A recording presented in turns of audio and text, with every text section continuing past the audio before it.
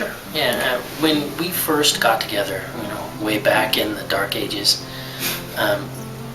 you have all kinds of conversations when you're a young couple about what you want your life to be like in the future. Hopes and dreams. Yeah. And we both had been pretty clear with each other that one day in the far-flung future, we both wanted to have kids and get married someday. How would you feel if you weren't allowed to have a family? A successful adoption provides foster children with these necessities and gives them the opportunity to achieve their full God-given potential. The most. Because there were already so many kids out there in the world, and when you go through surrogacy and especially if you consider doing something like that with people who who are friends in your life, there's a lot of emotional baggage that can come with that and a lot of difficulty. And it works out for some people fine. For us, it just seemed like why are we going to jump through all those hoops when there are so many kids out there in the world who already need good homes? I think the state has the obligation to find the best, safest, and most caring family for a child or a young person that's in their care. And the child or young person's in their care because their biological family was unable to or willing to take care of that child in a way that they could. And so if there are willing, safe, and healthy families, I think the state needs to put them with those people.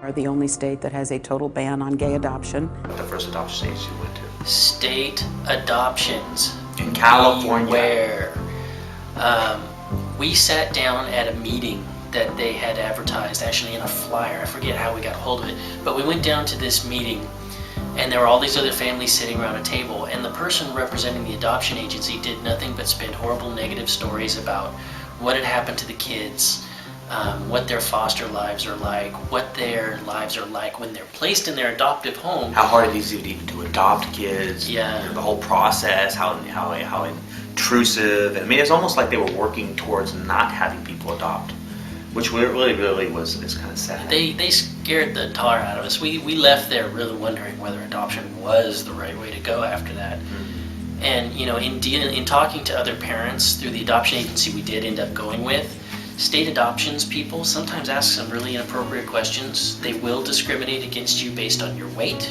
your sex, your age, what kind of sex you have, whether you're married or old. There's a whole lot of ways to discriminate against people. And the truth is that we have wonderful, wonderful foster parents who are gay. Children need families, and it's expensive to keep them under the care of the government. I believe, again, with the right to marry, they provide wonderful family lives. It's the commitment of the couple to each other and their commitment to raising the children. And I said caring, but they're thoughtful. They want, they're tough. They're stern, and when you need to be stern, I've seen some great examples of just great parenting. It's a myth that LGBT people are going to raise LGBT children only, or that they're going to cause that effect in the children. I was raised by straight parents, and I didn't turn out straight, so it's not that parents cause the orientation specifically. When you're two men, people look at you in a certain way, and it's really sad that we even have to have that conversation, but it's true. But on that, it's nice that I think that people get it.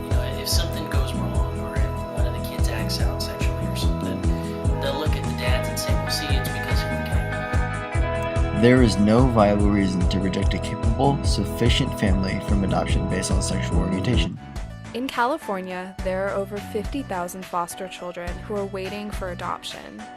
Last year, less than 8,000 of these children found a family, leaving thousands more lingering in foster care. Families are urgently needed for these children. Child. Even though most of the research, all of the research I've come across that's legitimate research anyways, shows that same-sex couples and LGBTQ people raising children have the same or healthier outcomes than that of heterosexual couples or individuals raising children. There is no reliable research supporting that children living with LGBT parents impair the mental state of the child. Similarly, there is no sufficient evidence that support the notion that a child's sexual identity is linked to the environment they are raised in. Sexual orientation does not affect parenting ability. A study of older children adopted into LGBT families found that the children were as well adjusted as children with heterosexual parents. But we know of an agency in Sonoma County that works with gay and lesbian families. And that agency was? True to Life Children's Services, heretofore referred to as TLC.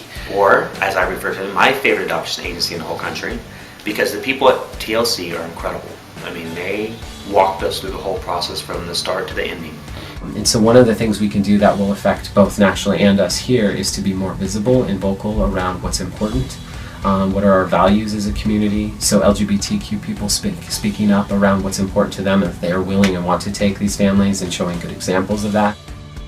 Congress must focus on getting these children good homes, regardless of sexual orientation. That there should be a different standard. Because if you're against discrimination, then you have to be against discrimination in all circumstances. And it's an extremely discriminatory practice, great prejudice against a certain group of people. And the truth is, showed that 78% of young people under 39 support strongly equality for LGBT people. 78%. Recognize that all men and women have the right to openly serve. Have the same needs, desires, and dreams as all young people. They need a safe and loving home. They want and deserve the opportunity to learn,